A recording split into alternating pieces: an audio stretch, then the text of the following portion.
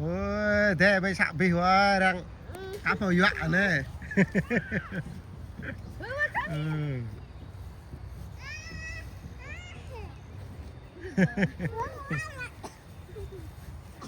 Đi đang rửa lại là thế gót vào thế đi.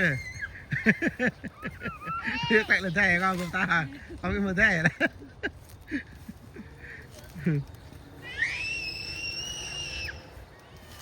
Ừ. La mày dọa cái này là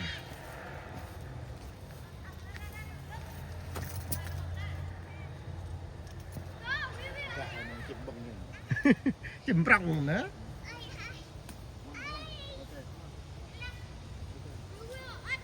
La mày quạ quá la có que về dòng thời tại lăng bình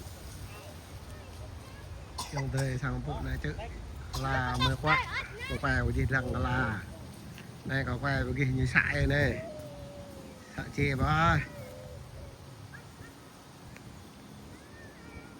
Ừ.